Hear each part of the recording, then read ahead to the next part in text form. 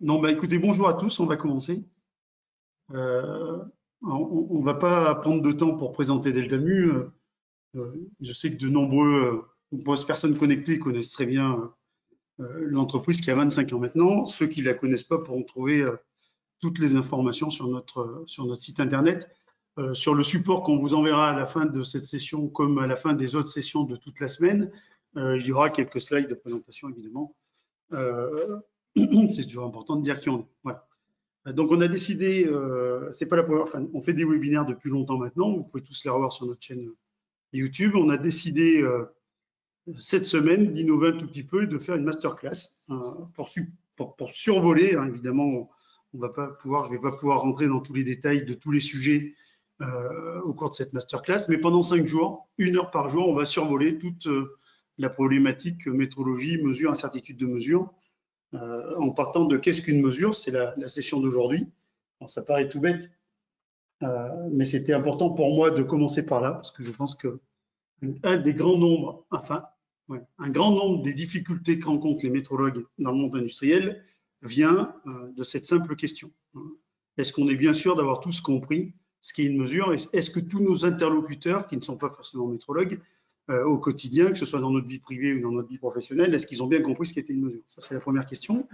Et puis, à partir de demain, vous avez le programme. Hein, comment on évalue la qualité d'une mesure, à quoi ça sert d'avoir évalué cette qualité, comment on peut garantir que les mesures restent d'un niveau de qualité requis tout au long de leur utilisation. Et puis, en dernière journée, vendredi, on parlera des profondes, je pense, que les nouvelles technologies de l'industrie 4.0, et notamment tout ce qui concerne l'intelligence artificielle, va profondément modifier le rôle du métrologue industriel. Mais on a une semaine pour faire tout ce parcours ensemble. Donc voilà. Donc aujourd'hui, je vais commencer par le début, c'est-à-dire qu'est-ce qu'une mesure? Et nous, les métrologues, comme vous le savez, on a un dictionnaire, le vocabulaire international de la métrologie, qui est édité par le BIPM, le Bureau international des poids et mesures. Et comme tout dictionnaire, quand on va lire une définition, alors ça c'est la définition pour les spécialistes, hein, on dit le VIM, c'est pas ce qu'on apprend à l'école, c'est le dictionnaire des métrologues. Et dans le dictionnaire des métrologues, on trouve comme définition pour mesurage, alors il n'y a pas la définition du mot mesure, bien que on peut utiliser le mot mesure. Alors l'Académie française avait dit que c'était en faisant un mesurage qu'on obtenait une mesure, tout comme c'est en faisant un soudage qu'on obtient une soudure. C'est un peu la même mécanique. Donc mesurage, mesure, on peut les assimiler. Et voilà la définition. Quand on la lit, comme toutes les définitions du VIM, c'est pas forcément facile d'accès. Ça pose des fois plus de questions que ça apporte de réponses. Je vous en laisse juger. En revanche, dans notre vie de tous les jours, et depuis qu'on est né, depuis qu'on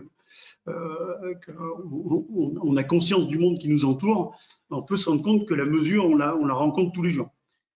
Tous les jours que Dieu a fait, depuis qu'on est né, on a entendu des résultats de mesure. Alors que ce soit sur la taille des gens, sur leur poids, j'ai vérifié, en tant que scientifique, j'ai vérifié le dictionnaire de l'Académie française entre poids et masse.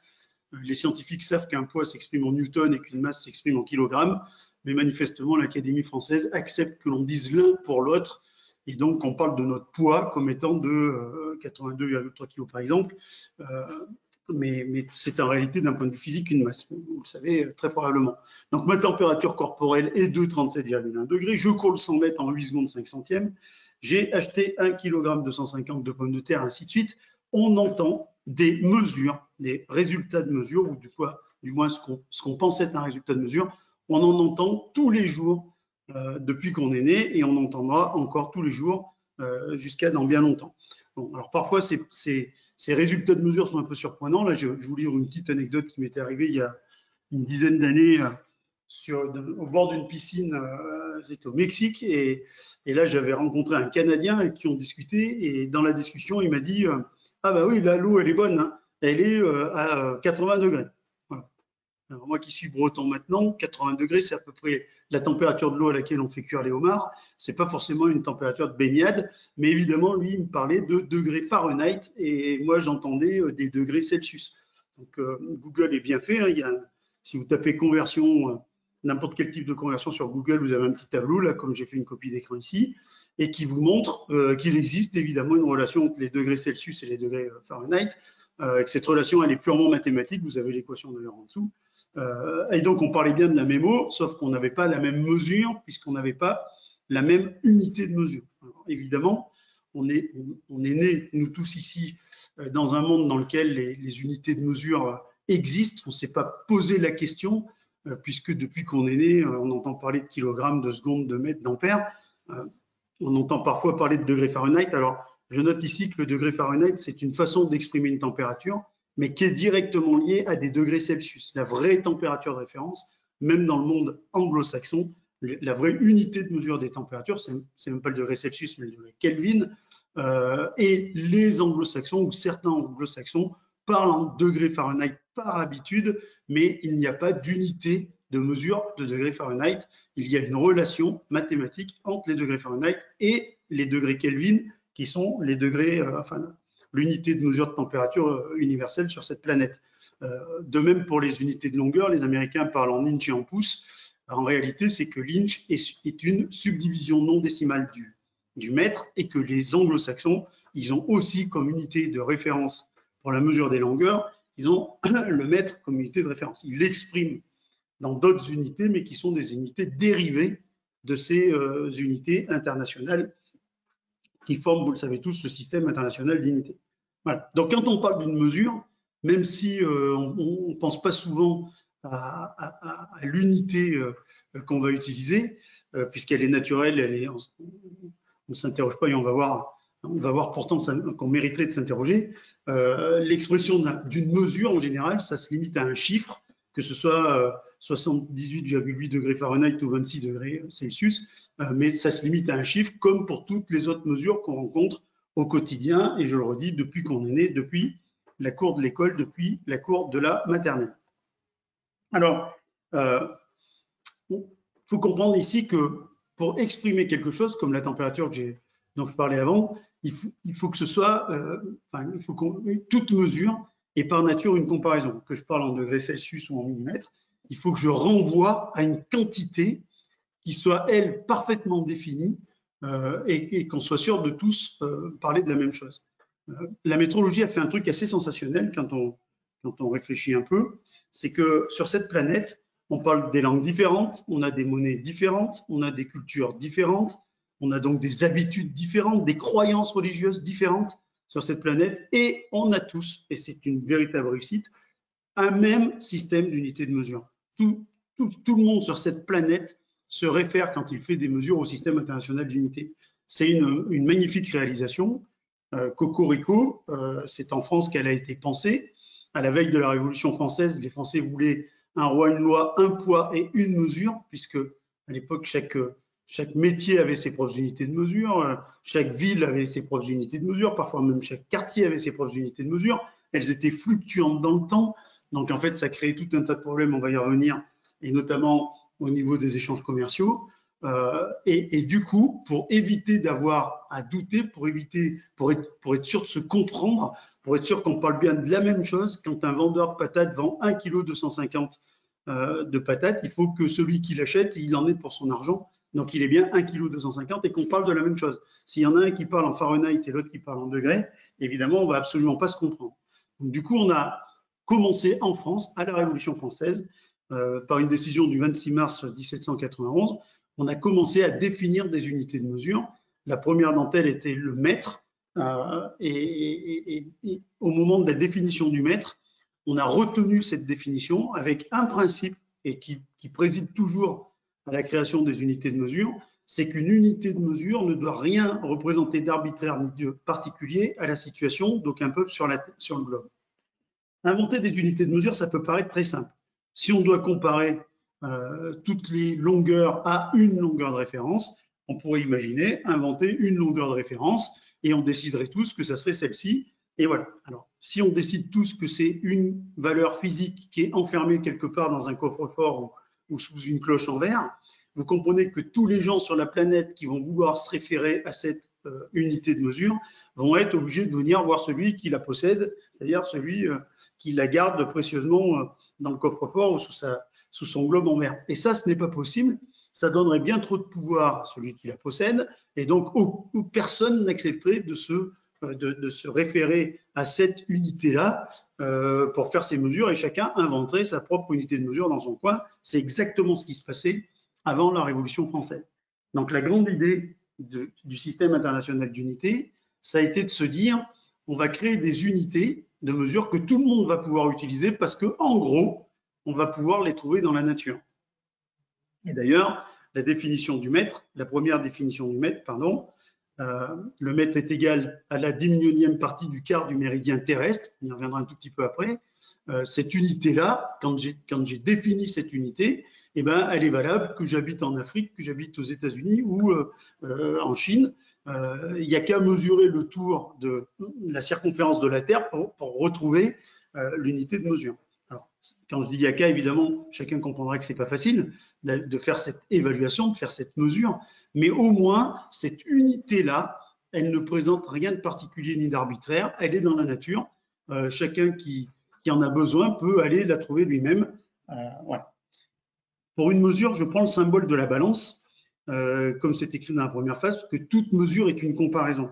Quand on mesure quelque chose, on compare une grandeur, j'appellerai plus tard la grandeur d'intérêt, à une unité de référence, de manière à ce que je puisse me raccrocher quelque part. Sinon, toutes les tables valent 1, toutes les longueurs des stylos valent 1, et toutes les masses que j'obtiens quelque part vaut 1, parce que une mesure, c'est l'évaluation d'une caractéristique, c'est toujours par comparaison à une grandeur de référence, et c'est cette grandeur de référence qui fait foi.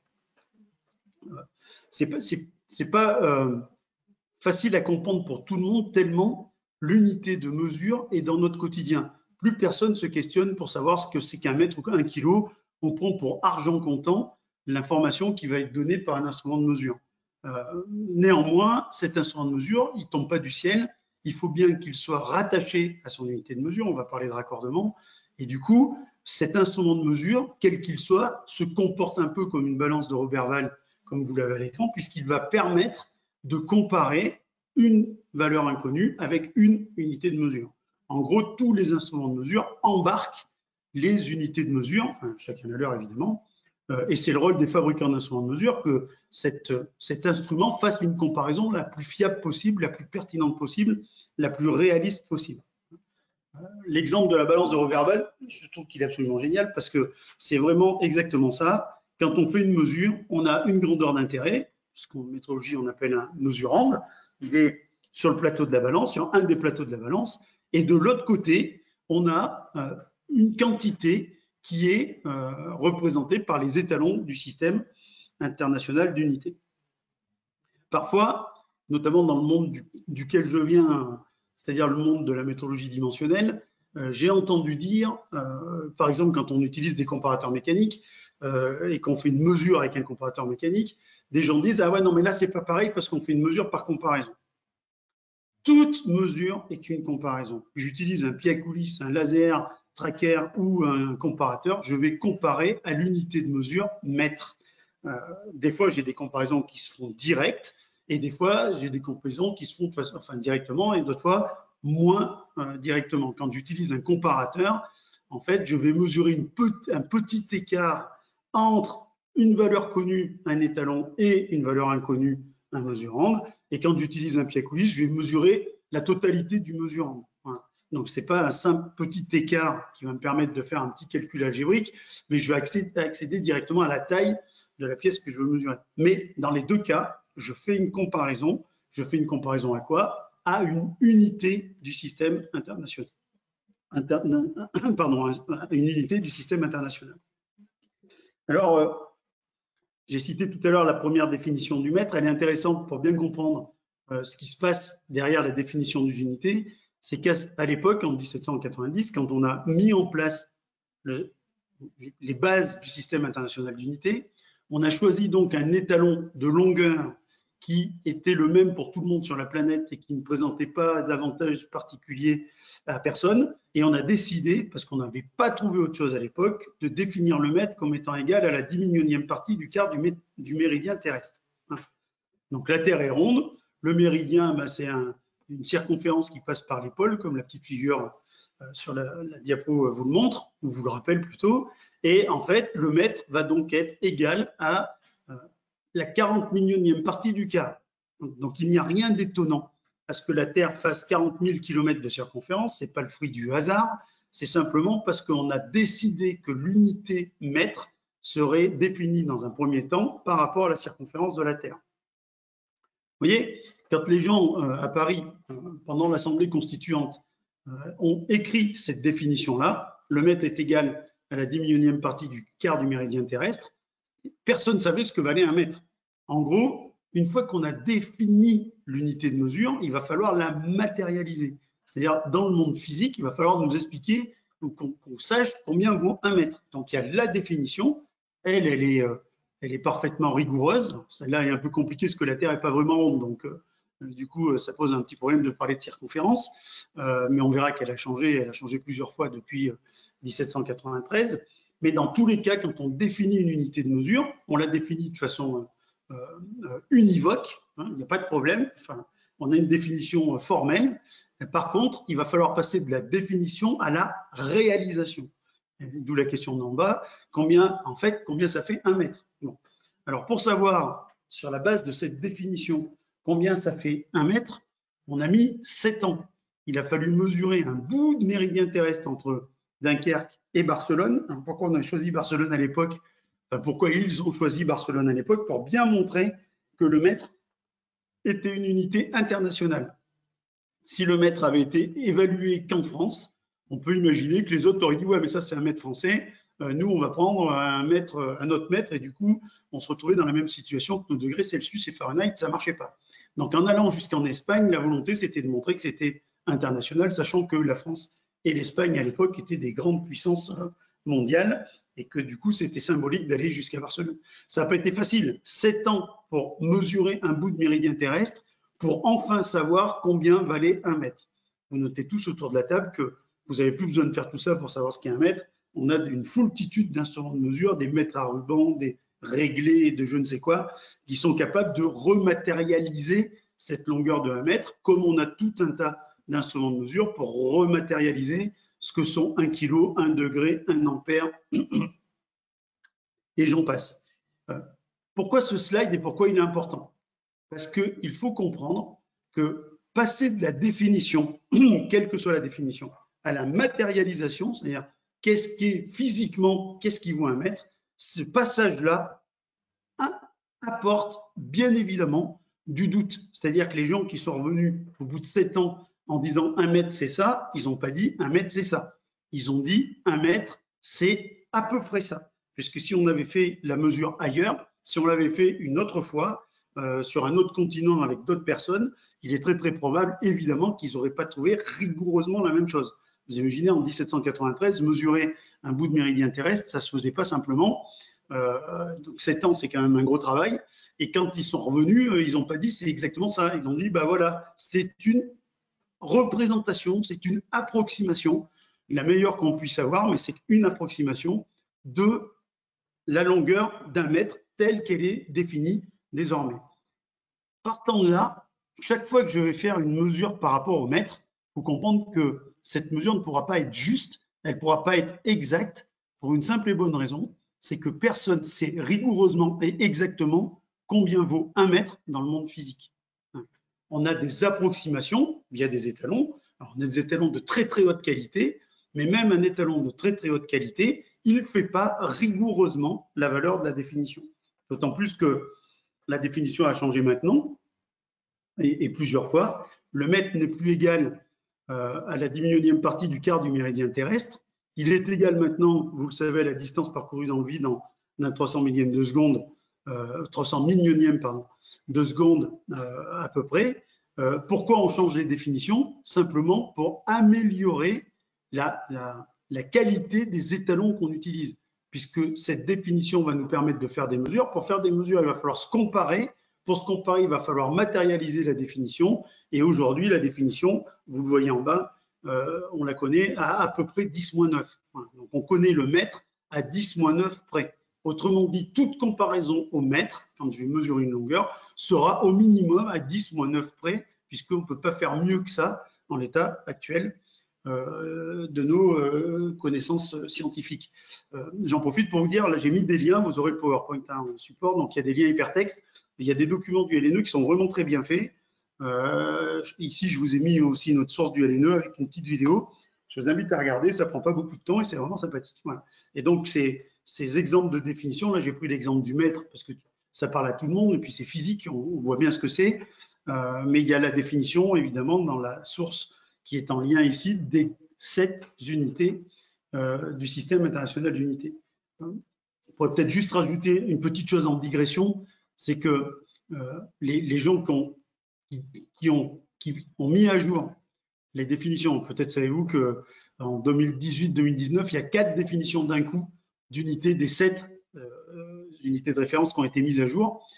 Et ils ont fait une gymnastique intellectuelle assez intéressante. Je vous la résume rapidement. Je reste dans le mètre, puisqu'en 1983, ils avaient déjà fait ça, la définition du mètre. C'est parce qu'on a inventé des unités de mesure qu'on a pu découvrir, dans le cadre de la métrologie scientifique, certains phénomènes. Et on a notamment découvert un phénomène qui était que la vitesse de la lumière était constante.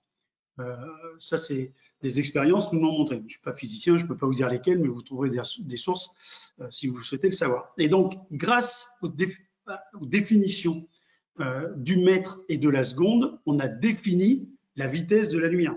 On a mesuré la vitesse de la lumière. Mais comme on a mesuré cette vitesse de la lumière par comparaison à des unités, donc des mètres d'un côté et des secondes de l'autre pour les unités de temps, cette mesure était empreinte d'incertitude. Cette mesure-là n'était pas parfaite.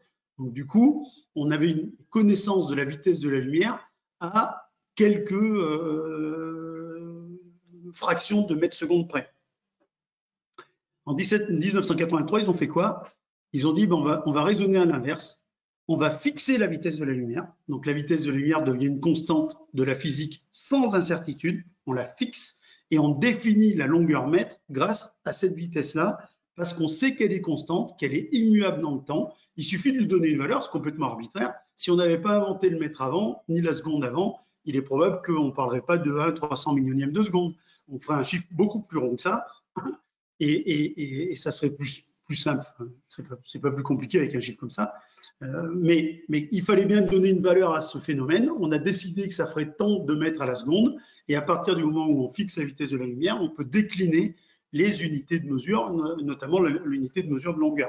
Vous noterez quand même qu'il faut être capable de mesurer le déplacement d'un photon dans le vide, et puis surtout, il faut être capable de mesurer un temps, et que le temps, lui aussi, il a une incertitude. Autrement dit, toutes nos unités ayant des incertitudes, ça va poser des problèmes dans chacune de nos mesures. Mais, et là je crois que c'est notre point de blocage principal, les gens qui me connaissent savent que je suis passionné d'incertitudes de mesure, mais le matin quand je me lève, je n'y crois pas aux incertitudes de mesure. Sûrement beaucoup d'entre vous m'ont déjà entendu dire ça. Comme j'ai dit en introduction de cette journée, les mesures existent dans notre quotidien depuis qu'on est né ou depuis qu'on a conscience du monde, on va le dire comme ça. Une petite fille de 4 ans, elle sait ce que c'est qu'une mesure, elle n'est pas métrologue. Donc elle a entendu des résultats de mesure, j'ai évoqué tout à l'heure, toute sa vie durant, et comme nous. Et du coup, pour nous, et de manière inconsciente, un résultat de mesure, c'est quoi? C'est la valeur affichée sur l'instrument de mesure. Alors, pourquoi on n'a pas cette connaissance du fait que chaque mesure est une comparaison et que ces comparaisons sont par essence imparfaites, puisque au moins l'étalon lui-même est imparfait. On verra que ce n'est pas la seule source d'imperfection. Pourquoi on a ce sentiment, cette sensation que la mesure, c'est la valeur indiquée par l'instrument de mesure? Et on verra notamment mercredi que ça nous fait faire beaucoup de bêtises. Et même les métrologues croient ça encore, hein, alors que normalement, ils devraient être plus modérés quant à la pertinence de la valeur indiquée par l'instrument de mesure. En vous disant ça, je pense notamment aux dérives, et on parlera aussi des dérives évidemment jeudi, quand on parlera de comment garantir, comment maintenir le niveau de qualité requis d'une mesure, donc notamment les caractéristiques métrologiques d'un instrument de mesure. Alors pourquoi on se limite à cette simple valeur? J'ai évoqué tout à l'heure, on a inventé le système international d'unité, notamment, pas uniquement, mais notamment parce que dans les cahiers de doléances, les Français voulaient un roi, une loi, un poids et une mesure. les Français voulaient un poids et une mesure. Pourquoi? Dans le cadre des échanges commerciaux. Il n'y a rien de plus frustrant que d'avoir le sentiment que le vendeur de viande, de sel, de farine, de blé nous arnaque. Enfin, en fait, si je n'ai pas confiance dans la quantité que me vend le vendeur, que je vais payer avec mon argent, je vais avoir le sentiment d'être floué. Et c'est exactement ce qui se passait à la veille de la Révolution française. Donc du coup, l'État a inventé, a mis en place cette organisation qui permet aujourd'hui d'avoir des unités qui sont les mêmes sur l'ensemble de la planète, mais il a aussi mis un autre service en place qui s'appelait le service des poids et mesures, qui s'appelle aujourd'hui la sous-direction de la métrologie légale. Et ce service-là de l'État a pour objectif, pour mission, non pas de garantir la justesse des résultats de mesure, donc il ne garantit pas que sur la pompe à essence, quand il est écrit 42 litres 38, il y a rigoureusement 42 litres 38, puisque de toute façon, personne ne sait combien font rigoureusement 42 litres 38. Le service de l'État qui s'occupe de la loyauté des mesures fait en sorte que ce 42 litres 38 soit suffisamment proche de la réalité pour qu'on n'ait plus besoin de douter. La loyauté repose sur la confiance dans les valeurs et la métrologie légale organise via un système qui est maintenant rodé, hein, qui a plus de 200 ans, organise cette confiance, notamment en vérifiant les instruments de mesure.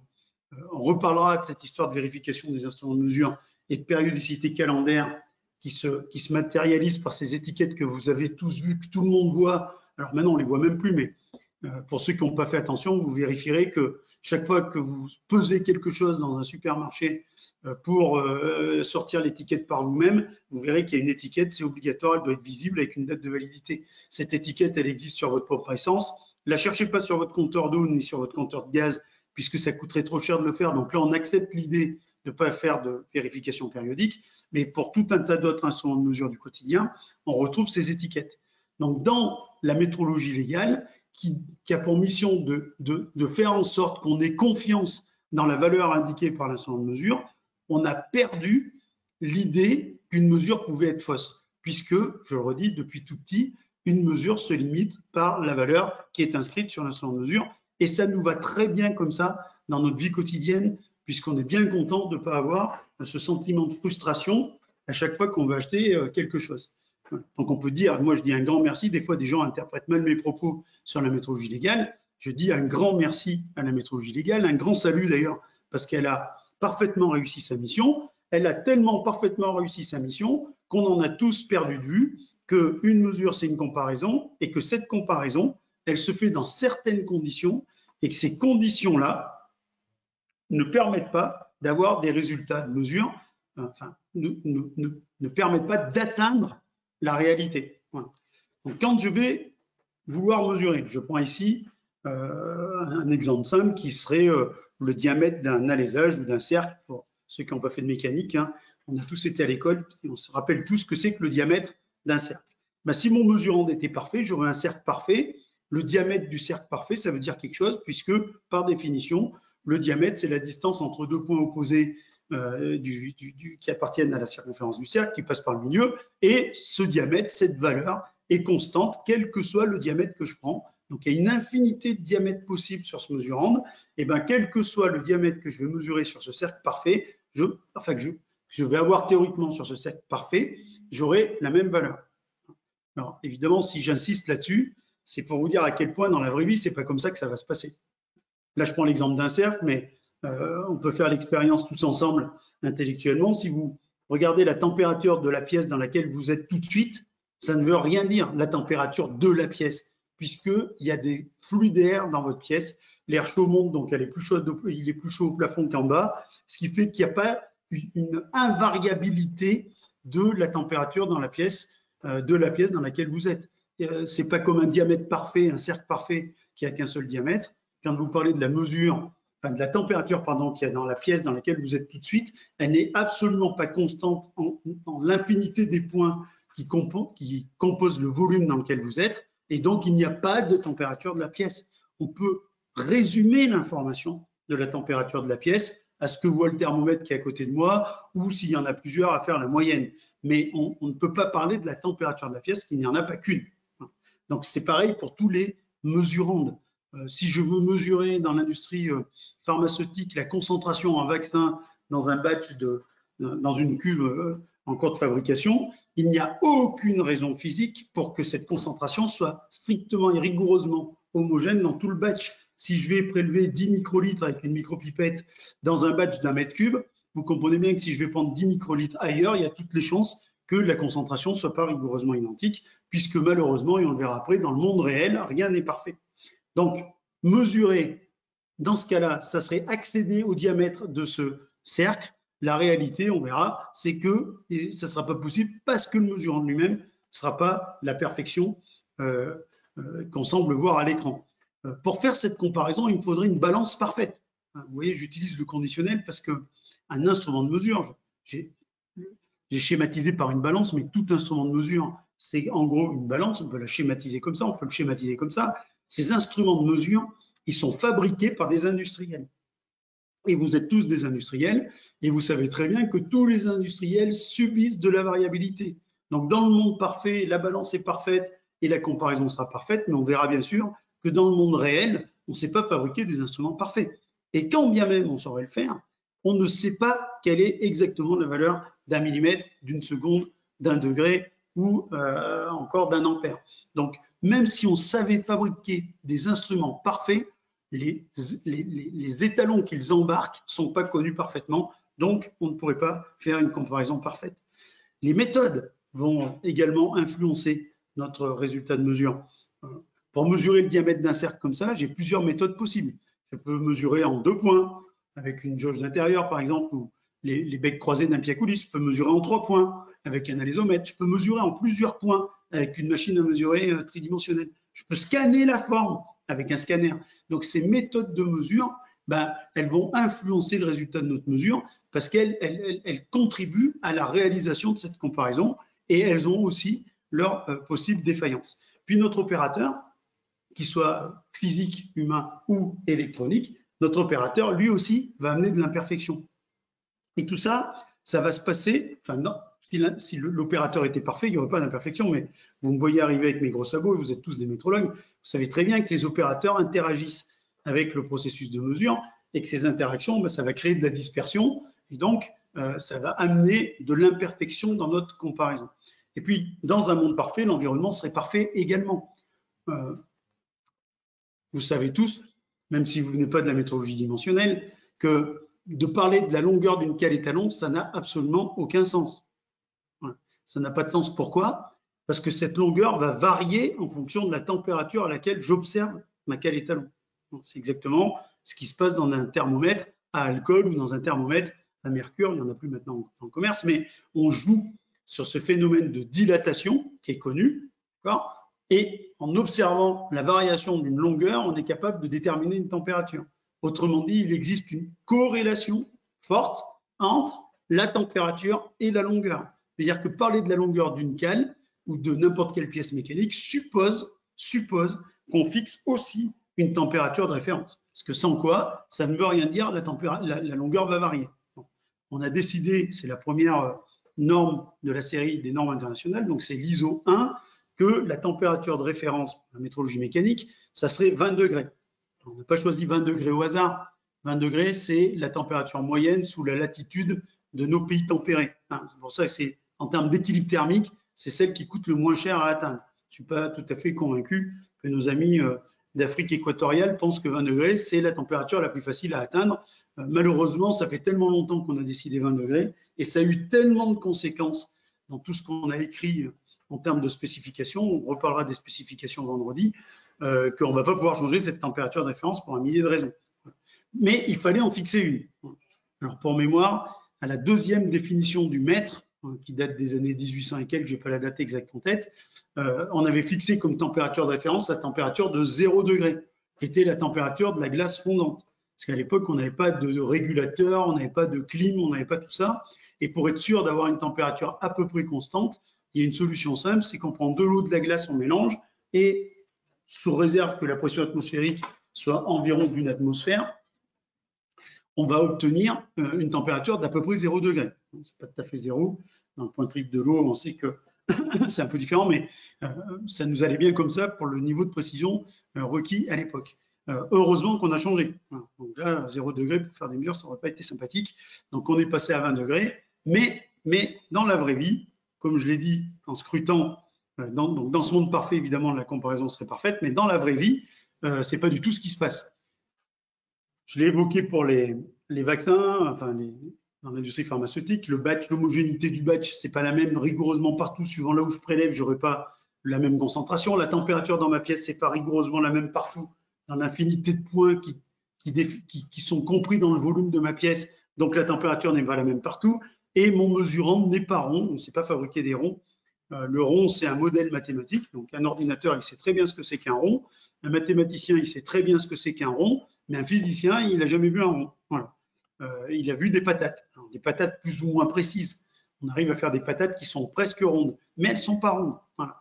Donc, une patate, ça n'a pas de diamètre. Ça a des distances qui, suivant que j'aille mesurer à un endroit de la patate ou à un autre endroit, ces distances vont varier, puisque je ne suis pas face à quelque chose de parfait. De même pour mon instrument, je l'ai dit tout à l'heure, c'est une fabrication industrielle, il y a des dispersions. S'il y a des dispersions, ça veut dire que tous les instruments ne sont pas identiques, donc ils ne sont pas parfaits. Mon environnement, j'ai beau avoir dit que je voulais être à 20 degrés, ben encore faut-il que, je sache rigoureusement ce qui est 20 degrés, je ne le sais pas, confère la définition des unités, et en plus, j'aurai une variabilité inexorable dans mon local. Alors, bien sûr, plus je vais vouloir être proche des 20 degrés, plus je vais me donner des moyens, plus j'aurai une température, enfin, moins j'aurai une température qui variera autour de la température des 20 degrés que je souhaite, tout comme plus je voudrais faire un rond, plus je vais me donner les moyens pour faire un truc qui est presque rond. Et quand je dis plus je vais me donner les moyens, je dis aussi plus ça va coûter cher. Et donc la vraie question, c'est est-ce qu'on veut rigoureusement un rond, est-ce qu'on veut rigoureusement 20 degrés, ou est-ce qu'on peut se permettre une plage de variabilité autour des 20 degrés ou une plage de défaut de géométrie de mon cercle pour l'usage? C'est ça la vraie question, et c'est la question qui doit sous-tendre nos raisonnements aujourd'hui. Vendredi, on parlera justement de cette question de l'efficience, c'est-à-dire comment exiger le juste nécessaire. Si mon rond, c'est un bouchon de stylo en plastique, on comprend bien que je n'ai pas besoin qu'il soit rigoureusement rond et que ça serait beaucoup trop coûteux de viser un rond parfait que d'avoir une patatoïde qui va de toute façon fermer mon bouchon de stylo. Donc, cette question de l'efficience et du juste nécessaire, elle va être au cœur des problématiques de métrologie qu'on évoquera notamment vendredi. Mais avant de parler de vendredi, il faut qu'on ait passé nos différentes étapes dont j'ai parlé en introduction. Je vous ai dit que la méthode était imparfaite. Chacun d'entre vous le sait probablement. Ça arrive souvent à des métrologues d'utiliser des méthodes différentes pour accéder à un même mesurant, à une même grandeur d'intérêt, et on obtient des résultats qui ne sont pas forcément les mêmes. Alors ça peut venir de 1000 raisons. L'environnement qui a bougé entre les mesures, le mesurant qui est lui-même pas parfait, les instruments mis en jeu qui ne sont pas parfaits, mais aussi peut-être la méthode qui ne nous conduit pas à la même estimation, à la même caractéristique, à rigoureusement la même caractéristique du mesurant. Et puis notre opérateur qui est imparfait, alors ceux d'entre vous qui font notamment des tests RR, donc répétabilité, reproductibilité, s'en sont rendus compte. Je prends des pièces, je prends un instrument, je prends des opérateurs, je fais mesurer chaque pièce par plusieurs opérateurs et plusieurs fois, et j'obtiens de la dispersion. C'est ce que je matérialise ici par les impacts de balles sur une cible. Je prends souvent l'exemple du tireur d'élite ou du champion olympique qui passe toute sa vie à s'entraîner à tirer à la carabine, et pour autant, il ne met pas toutes les balles exactement et rigoureusement dans le même trou, parce qu'il y aura de la variabilité dans la mise en œuvre. Voilà. Donc, dans nos rêves et dans la culture générale, ce qui est plus important que nos rêves, la valeur mesurée, comme je l'écris en bas à gauche ici dans le slide, c'est égal à la valeur vraie. Si vous dites à quelqu'un que quand vous faites une mesure, elle est fausse, il va vous dire à quoi ça sert que tu fasses une mesure? Moi, je veux une valeur vraie, je ne veux pas une valeur fausse, je veux la valeur exacte pour savoir si je prends la bonne décision. On verra mercredi comment on fait pour prendre les décisions dans un contexte d'incertitude. Donc, dans le rêve, dans le monde idéal, la valeur mesurée est égale à la valeur vraie. Mais dans la réalité, quand je vais faire la mesure, je vais avoir des erreurs qui vont intervenir parce que je n'ai pas toujours le même diamètre, parce que je n'ai pas un rond, Donc, je n'ai pas toujours la même concentration parce que le batch n'est pas homogène. Je n'ai pas partout la même température parce que la température n'est pas homogène. Donc, je vais prendre un point en particulier et ce point-là, il va donc amener une erreur par rapport à ce que j'espérais pouvoir mesurer. Aucun mesurant n'est parfait. On aura toujours des erreurs à cause du mesurant. J'en profite ici pour vous dire et redire pour certains que ce qui est au centre du processus de mesure dans le monde industriel, c'est le mesurant. Voilà. Moi, depuis que je connais l'ISO 9001, donc depuis longtemps, 1988, 89, je vois qu'au centre du processus de mesure et des préoccupations des auditeurs, on a les instruments. Voilà. Ce n'est pas le problème, l'instrument. Nous, ce qu'on veut, c'est déterminer la caractéristique d'une grandeur. On veut donc accéder à la réalité d'un mesurant. Voilà. Ce qui est au cœur de notre processus de mesure, c'est le mesurant. C'est lui qui nous intéresse. L'instrument est un des facteurs parmi les autres qui va nous permettre d'accéder à cette caractéristique du mesurant. Et là, vous comprenez que si mon mesurant est trop imparfait, mais qui satisfait mon besoin, typiquement un bouchon de stylo en plastique qui est une vraie patate et qui n'a pas besoin d'être un rond, je ne vais pas avoir besoin de conditions expérimentales draconiennes pour avoir une information qui va me permettre de prendre des bonnes décisions. Les erreurs liées à l'imperfection du mesurant, elles seront toujours dans notre processus de mesure. Toujours dans notre processus de mesure. Et celle-là, on n'y peut rien. Voilà. Donc, ce n'est pas la peine d'avoir des plaquettes, enfin des pneus tout neufs si les plaquettes de frein sont lisses. Autrement dit, si le mesurant, c'est la plaquette de frein, même en changeant les pneus, c'est-à-dire en prenant des instruments de très haute performance, vous freinerez jamais bien parce que à cause des plaquettes de frein, il n'y aura pas de frein sur la voiture. Voilà. Donc, c'est important de se rappeler que le mesurant est au centre du processus de mesure et pas l'instrument de mesure. C'est une erreur fondamentale d'avoir mis le focus depuis le début de l'ISO 9000 sur les instruments de mesure. Les auditeurs auraient dû mettre le focus sur les mesurants. Et on verra à quel point ça va être important vendredi de bien connaître ces mesurants parce que c'est ça qui nous intéresse. Ce n'est pas l'instrument qui nous intéresse. L'instrument, c'est un des facteurs qui va permettre de connaître le mesurant. Mais ce qu'on veut, c'est le mesurant. Il n'y a pas de mesure s'il n'y a pas de mesurant. On se moque de l'instrument de mesure pris lui tout seul dans une étagère. Donc, je reviens à la petite équation en bas. La valeur mesurée, ça va être ce que je cherche, parce qu'il y a bien quelque part quelque chose que je cherche et qui va faire que mon bouchon va fonctionner ou pas fonctionner. Mais ce que je vais mesurer, ce n'est pas cette valeur-là, c'est cette valeur plus une erreur de mesure, une erreur à cause du mesurant, pardon, une erreur à cause de l'instrument qui est imparfait, une erreur à cause de l'opérateur qui ne peut pas répéter tout le temps la même chose, une erreur à cause de la méthode parce qu'il n'y a pas de méthode parfaite, une erreur à cause du milieu, etc. Puisque tout varie, puisque l'environnement varie, puisque le mesurant varie, parce que l'instrument n'est pas parfait, parce que l'opérateur varie, parce que tout ça varie, la valeur mesurée ne peut pas être la valeur vraie, sauf cas exceptionnel, que la somme de toutes ces erreurs soit égale à 0, parce que certaines se compenseraient. Oui, des fois, ça doit arriver que la somme des erreurs soit égale à 0, mais pas à chaque fois que je fais une mesure. Ça, ce n'est pas possible. Il va falloir que je vive avec ces incertitudes. Je redis, depuis qu'on est petit, on croit que la valeur mesurée, c'est la valeur vraie. Là, l'analyse, l'étude de ce qu'est un processus de mesure met bien en évidence qu'avec tout un tas de facteurs imparfaits qui réalisent la comparaison à l'unité, l'unité étant elle-même imparfaite, la valeur mesurée ne peut pas être égale à la valeur vraie. Il y a plein de bruits qui viennent s'additionner, qui font qu'on n'a qu'une valeur estimée de la réalité. Donc, il n'y a rien de surprenant quand deux personnes différentes font une mesure chacune de la même entité, qu'ils ne trouvent pas la même valeur mesurée, puisque ce n'est pas la valeur vraie de l'entité. Il y a des erreurs qui sont propagées dans la première mesure, il y a des erreurs qui sont propagées dans la seconde mesure, et donc les deux résultats sont différents, parce que ces erreurs sont pour partie aléatoires. C'est tout ce qu'on verra demain, comment ces erreurs qui sont pour partie aléatoires se mélangent, d'accord, pour former ce qu'on va appeler l'erreur de mesure. L'erreur de mesure, c'est l'écart entre la valeur mesurée et la valeur vraie. Cette erreur de mesure, c'est le fruit de ces erreurs, de chacun des facteurs, erreurs qui se réalisent à chaque fois qu'on fait une mesure. Prendre une décision sur la base d'une mesure, c'est d'avoir compris que la valeur mesurée, ce n'était pas la valeur vraie et qu'il y avait des erreurs de mesure, que ces erreurs de mesure, elles pouvaient jouer contre moi ou avec moi.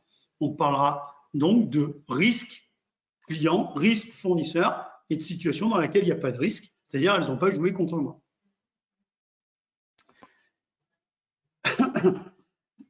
Je vais faire un focus sur l'instrument parce que je sais qu'il est au centre de nos préoccupations. Mais avant d'aller sur l'instrument, j'aimerais vous signaler un petit truc quand on regarde ce synoptique d'un processus de mesure. L'environnement, c'est celui dans lequel vous, industriels, vous faites des mesures. C'est donc vous qui allez pouvoir le qualifier. On verra demain comment on va qualifier la variabilité, la dispersion, liée à votre environnement de mesure. Ça, les gens qui font des mesures, ils peuvent. Alors, ils ne vont pas trouver des choses parfaites, ils vont trouver des approximations réalistes.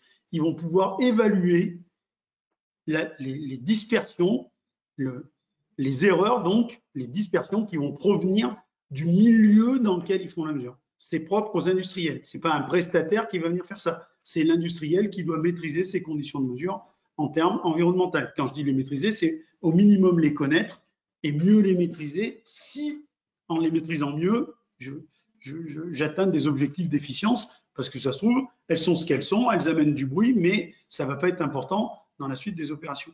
Les opérateurs, c'est également les opérateurs des industriels. Quand vous faites une mesure avec un capteur de couple, une clé dynamométrique, une micropipette ou un pied à coulisse, ce sont vos opérateurs, c'est les opérateurs qui au quotidien font des mesures, qui mettent en œuvre le processus de mesure.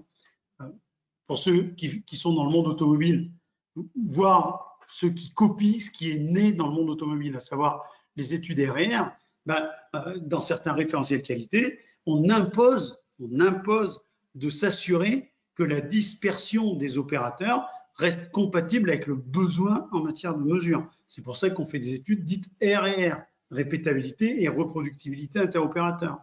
Moi, d'expérience, je crois que c'est surtout ça qu'il faudrait faire plutôt que d'étalonner des instruments de mesure. Les opérateurs sont souvent la cause principale d'incertitude. Et pourquoi ils sont souvent la cause principale d'incertitude? Parce que parfois, on oublie de les former. Maintenant qu'on a des appareils à affichage numérique, on ne se pose plus de questions. Je vous rappelle, dans nos têtes, inconsciemment, la valeur mesurée, c'est la valeur qui est indiquée par l'instrument de mesure. Quand j'avais des pieds à coulisses à vernier où il fallait chercher des alignements de traits, on prenait un peu de temps pour former les opérateurs. Maintenant qu'on a des pieds à coulisses à affichage numérique, on leur dit c'est simple, tu ne peux pas te tromper, c'est écrit dessus. C'est comme le port-salut. Sauf que s'il appuie trop, si c'est déréglé, s'il ne met pas comme il faut, s'il ne dégauchit pas sa pièce, il va trouver n'importe quoi. Voilà. Donc, la qualification des opérateurs, c'est essentiel. Moi, je suis surpris que depuis 30 ans, on n'ait pas compris ça. C'est-à-dire, avant d'étalonner mon pied à coulisse qui, lui, a été fabriqué par quelqu'un qui est censé savoir le fabriquer, je devrais déjà m'assurer que mes opérateurs n'amènent pas trop de dispersion quand ils vont faire de la mesure. Et s'ils amènent trop de dispersion, je vais les former. Voilà. Et c'est en les formant que j'améliorerai les choses, tout comme le tireur d'élite, c'est en s'entraînant qu'il améliore les choses. Il ne suffit pas de se dire, maintenant, je vais mesurer juste. Non, maintenant, je vais mesurer toujours pareil. Non, ça nécessite de l'entraînement, ça nécessite de la formation. On serait bien mieux, et on le verra jeudi, on serait bien mieux, je cherche mes mots, enfin, ça serait une meilleure idée que de former ces opérateurs à faire des bonnes mesures et à détecter des anomalies qu'à envoyer tous les ans ou tous les 2 ans des instruments à l'étalonnage. On gagnerait beaucoup plus en termes de qualité des mesures en faisant ça qu'en faisant ce qu'on fait maintenant. Voilà. Donc, vous voyez, la méthode, elle vous appartient, c'est à vous de la qualifier. L'environnement, c'est votre environnement, c'est à vous de le connaître. Vos mesurantes, c'est les vôtres, c'est à vous de les analyser. Il y a 1000 techniques pour ça. Le cours, on ne va pas développer cette partie-là dans le cours, mais vous faites tous les jours des mesures des produits que vous fabriquez. Donc, quand on fait tous les jours des mesures des produits qu'on fabrique, on doit pouvoir connaître une certaine forme de réalité de ce qu'on produit. Bon, ça appelle des techniques statistiques un peu élaborées, mais on peut le faire.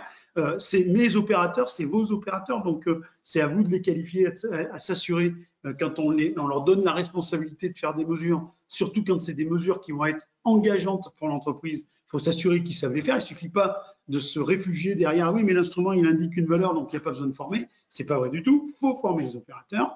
Voilà. Et le seul truc qu'on ne maîtrise pas en interne, enfin, qu'on peut maîtriser en interne, mais qui fait appel à l'extérieur, on va dire, c'est la partie instrument de mesure. Parce qu'effectivement, un instrument de mesure, il est imparfait. Et donc, c'est parce qu'il est imparfait qu'on va devoir l'étalonner. Ce fameux raccordement dont on nous parle tant depuis 30 ans. Alors j'aimerais dire une chose ici, je dis souvent, mais j'en profite pour le répéter, ce ne sont pas les étalonneurs qui raccordent les instruments de mesure. Ce sont les fabricants d'instruments de mesure qui raccordent les instruments de mesure aux unités. Un instrument de mesure, il est censé faire une comparaison pertinente entre un mesurant d'inconnu et l'étalon. Chaque petite graduation d'un instrument de mesure et quelque part emporte avec elle quelque part une fraction de l'unité de mesure. L'étalonnage, lui, il permet de s'assurer que les graduations réelles de l'instrument, ce qui est en bas là dans mon petit graphique, sont à peu près à leur bonne place par rapport aux graduations théoriques. Voilà. Alors, je mettrai un bémol sur ce que je viens de dire concernant le fait que ce ne sont pas les étalonneurs qui raccordent. Si les étalonneurs font un étalonnage au sens du VIM 3 qui date de 2008, on est en 2023, ça fait 15 ans, si l'étalonneur fait l'étalonnage suivant le VIM 3 qui demande de faire des mesures d'écart en fait, entre les graduations théoriques et les graduations réelles dans une phase 1 et dans une phase 2 d'écrire éventuellement un modèle d'exploitation, modélisation du comportement de l'instrument de mesure, alors oui, l'équation de modélisation, elle assure le raccordement aux unités du système international. Parce que c'est cette équation-là qui va permettre de corriger les malfaçons éventuelles du fabricant de l'instrument de mesure et qui va donc permettre d'améliorer la pertinence d'une mesure. Mais si l'étalonnage se limite à une phase 1, c'est-à-dire constater des écarts entre les graduations théoriques et les graduations réelles, alors l'étalonnage ne sert pas à raccorder l'instrument de mesure, il sert à s'assurer que l'instrument de mesure est raccordé. C'est vraiment très important de comprendre ça. Voilà. Alors, on va prendre deux exemples parce que dans ces deux configurations-là, il se passe des choses très différentes dont on parlera demain sur l'évaluation des incertitudes de mesure.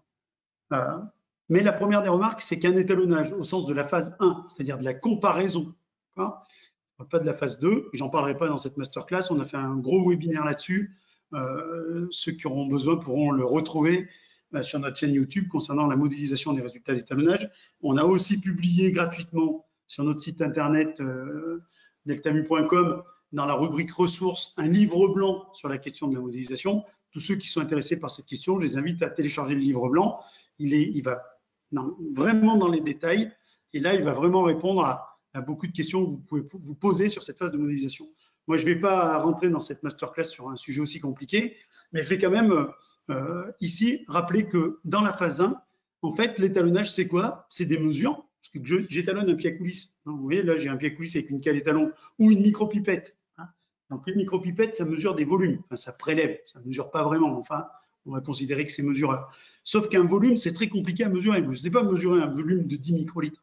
Donc, on a une méthode dite par gravimétrie qui va transformer en fait ces microlitres enfin, on va peser en fait des microlitres et grâce à des propriétés physiques et thermodynamiques et autres, on va transformer ce qu'on pèse, donc en grammes, en unité kilogramme, en litres. J'ai été vérifié, il y a une définition effectivement du litre. Ils ont hésité sur la définition, manifestement, je ne sais plus quel organisme, peut-être le Larousse. Le litre, ce n'est pas une unité du SI, c'est le volume contenu dans un cube de 10 cm de côté. Donc, vous voyez qu'il y a une relation entre le litre et le mètre, et par contre, le mètre, lui, c'est une unité du système international. Je reviens sur cette notion de mesure inversée. Quand on fait un étalonnage, en fait, on fait des mesures,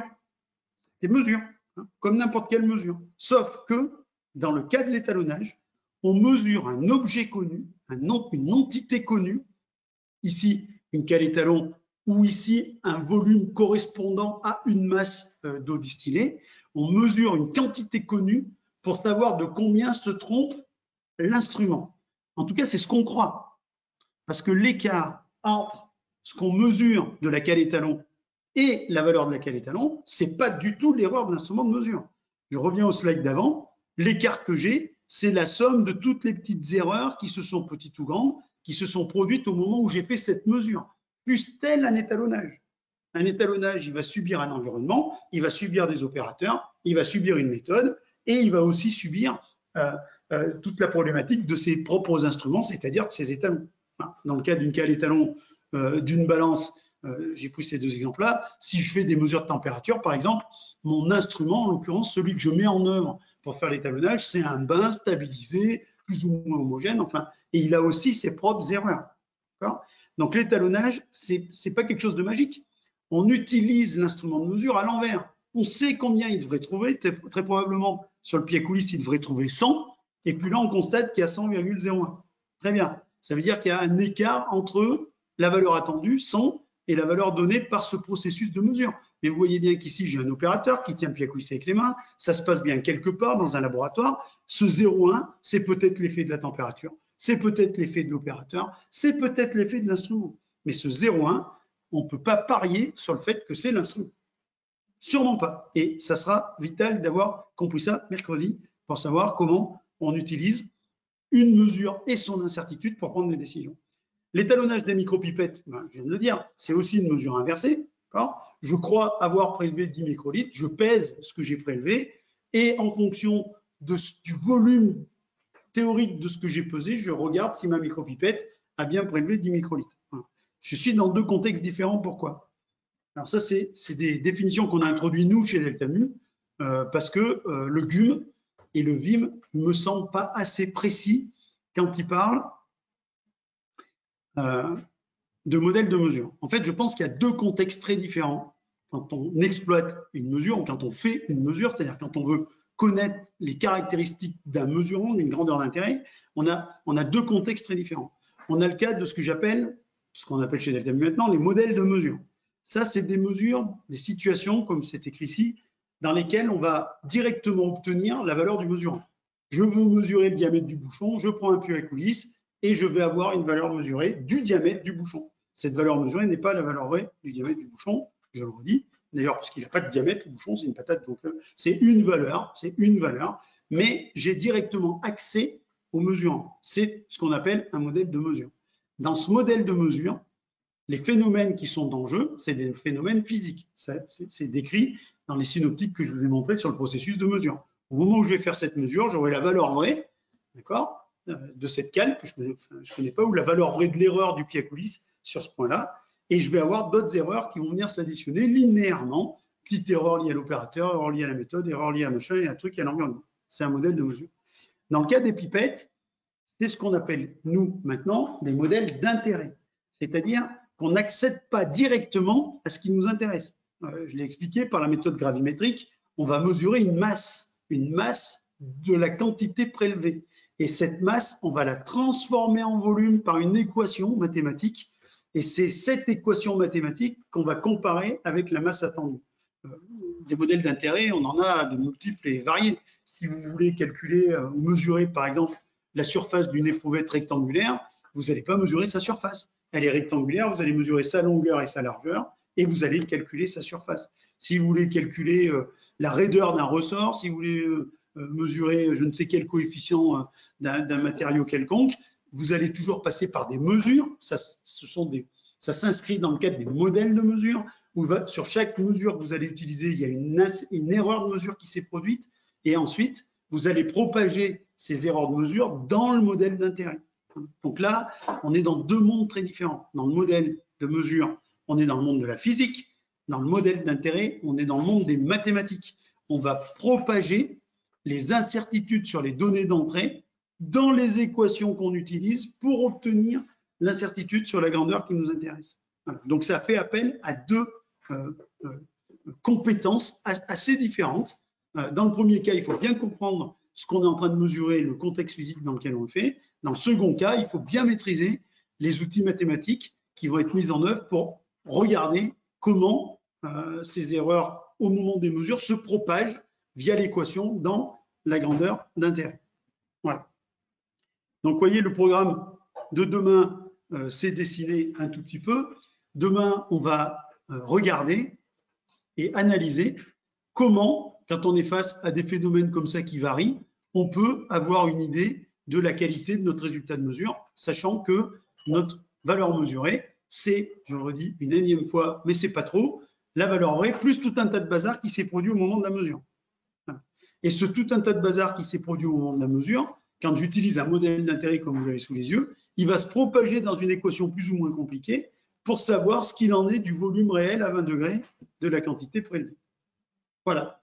Ben, je crois que j'ai respecté le timing, c'est une grande nouveauté, mais comme aujourd'hui, enfin cette semaine c'est particulier, on va se voir 5 fois 1 heure, en tout cas pour ceux qui s'inscrivent à toutes les sessions, et ben je vais vous laisser sur ce constat de ce qu'est une mesure, et je vous donne rendez-vous demain matin à 11 heures pour parler de l'évaluation des incertitudes de mesure dans le cas du modèle de mesure et dans le cas du modèle d'intérêt. On gardera un instrument fil rouge jusqu'à la fin de la masterclass. Ça sera la micro-pipette parce qu'elle est intéressante à plein de sujets. Donc, il me reste à vous souhaiter un bon après-midi, une bonne soirée et vous dire à demain. Au revoir tout le monde.